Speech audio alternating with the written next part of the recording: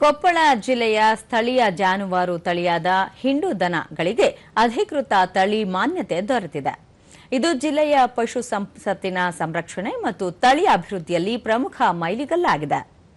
ತಲೆತಲಾಂತರಗಳಿಂದ ಸಂರಕ್ಷಿಸುತ್ತಿರುವ ಈ ವಿಶಿಷ್ಟ ತಳಿಗೆ ಭಾರತೀಯ ಕೃಷಿ ಅನುಸಂಧಾನ ಪರಿಷತ್ ಹಾಗೂ ಹರಿಯಾಣದ ಕರ್ನಾಲ್ನಲ್ಲಿರುವ ರಾಷ್ಟ್ರೀಯ ಪ್ರಾಣಿ ತಳಿ ಸಂಪನ್ಮೂಲ ಸಂಸ್ಥೆಯಿಂದ ಅಧಿಕೃತ ಮಾನ್ಯತೆ ನೀಡಲಾಗಿದೆ.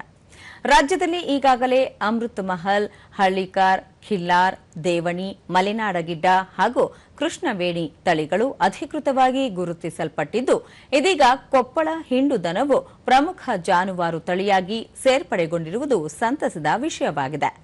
ಪೂರಕ ಆಹಾರದ ಅಗತ್ಯವಿಲ್ಲದೆ ಕೇವಲ ನೈಸರ್ಗಿಕ ಮೇವಿನ ಮೇಲೆ ಅವಲಂಬಿತವಾಗಿರುವ ಈ ದನಗಳು ಮೇಯಿಸುವಾಗ ಪ್ರತಿದಿನ 8 ರಿಂದ 10 ಕಿಲೋಮೀಟರ್ ಹಾಗೂ ವಲಸೆ ಸಂದರ್ಭದಲ್ಲಿ ದಿನಕ್ಕೆ ಸುಮಾರು 30 ರಿಂದ 35 ಕಿಲೋಮೀಟರ್ ನಡೆಯುವ ಸಾಮರ್ಥ್ಯ ಹೊಂದಿವೆ.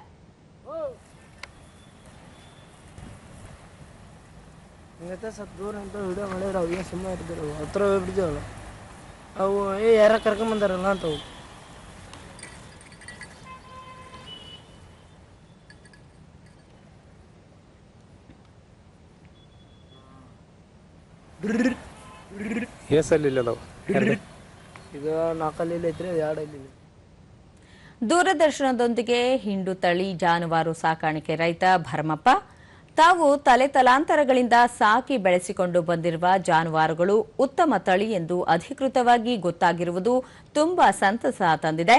ಸರ್ಕಾರವು ಈ ತಳಿಯ ಅಭಿವೃದ್ಧಿಗೆ ಸೂಕ್ತ ಯೋಜನೆಗಳನ್ನು ಜಾರಿಗೊಳಿಸಿದರೆ ಅನುಕೂಲವಾಗಲಿದೆ ಎಂದರು.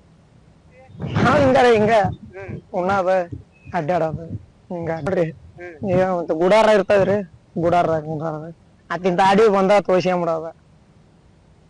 ಪಶು ಸಂಗೋಪನೆ ಇಲಾಖೆ ಸಹಾಯಕ ನಿರ್ದೇಶಕ ಡಾಕ್ಟರ್ ವಿನೋದ್ ಕುಮಾರ್ ದಿವಟರ 5 ವರ್ಷಗಳ ವೈಜ್ಞಾನಿಕ ಸಂಶೋಧನೆ, ದೈಹಿಕ ಲಕ್ಷಣಗಳ ಅಧ್ಯಯನದ ಆಧಾರದ ಮೇಲೆ ಈ ತಳಿಗೆ ಮಾನ್ಯತೆ ದೊರೆತಿದೆ.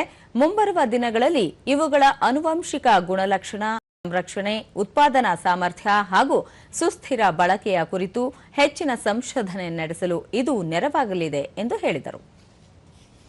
ಬಿಳಿ ಜನಕ್ಕೆ ಕೊಪ್ಪಳನ ತಳಿಯ ಮಾನ್ಯತೆ ಸಿಕ್ಕಿದ್ದು ಬಹಳ ಸಂತೋಷದ ಸುದ್ದಿ ಇದು.